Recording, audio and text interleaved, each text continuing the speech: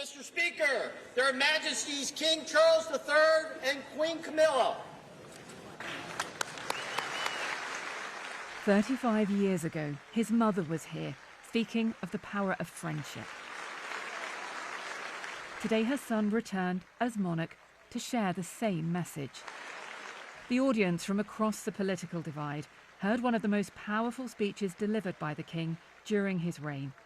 At times it had punch. There were direct political references amidst lighter touches and historical reminders.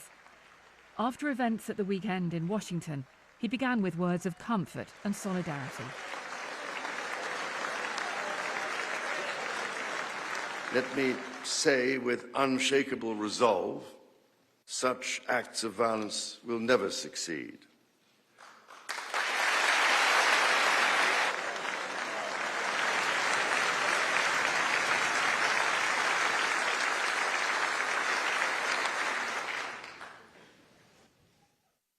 Whatever our differences, whatever disagreements we may have, we stand united in our commitment to uphold democracy. As often with the king, history played strongly. The UK and US didn't always get on, he said, but we managed to find common ground. Drawing on these values and traditions time and again, our two countries have always found ways to come together. And by Jove, Mr. Speaker, when we have found that way to agree, what great change is brought about, not just for the benefit of our peoples, but of all peoples. This, I believe, is the special ingredient in our relationship. As President Trump himself observed during his state visit to Britain last autumn, the bond of kinship and identity between America and the United Kingdom is priceless and eternal. It is irreplaceable and unbreakable.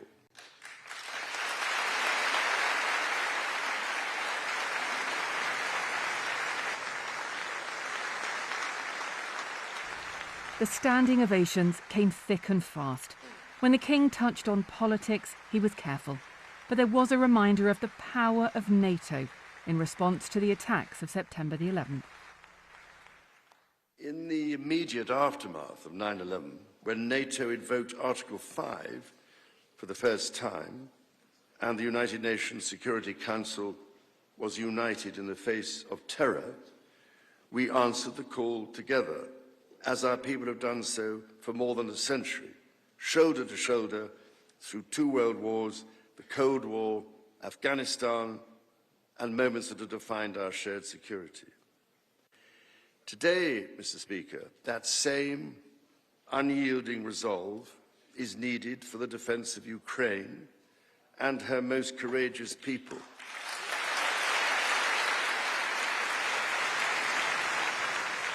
And it was a pointed end as he looked at the future of the UK-US partnership.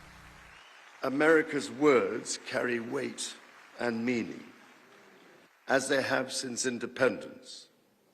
The actions of this great nation matter even more. President Lincoln understood this so well with his reflection in the magisterial Gettysburg Address, that the world may little note what we say, but will never forget what we do. And so to the United States of America, on your 250th birthday, let our two countries rededicate ourselves to each other in the selfless service of our peoples and of all the peoples of the world. God bless the United States, and God bless the United Kingdom.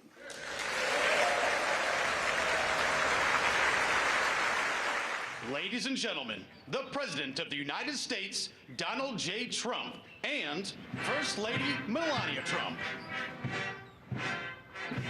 Earlier, there was pomp and pageantry on the south lawn of the White House. The official ceremonial welcome, the highest diplomatic honor America can offer a visiting head of state. In a typically freewheeling speech, President Trump spoke warmly of Britain. Thank you very much, everybody. What a Beautiful British day this is. Americans have had no closer friends than the British. We share that same root. We speak the same language. We hold the same values. And there was a slightly awkward family recollection. Anytime the Queen was involved in a ceremony or anything, my mother would be glued to the television and she'd say, "Look, Donald, look how beautiful that is." She really did love the family, but I also remember her saying very clearly, "Charles, look, young Charles, he's so cute." My mother. My mother had a crush on Charles. Can you believe it? Amazing how, I wonder what she's thinking right now. This state visit has been marked by the personal chemistry. Two very different men, a king and a president, finding ways to reset a strained alliance.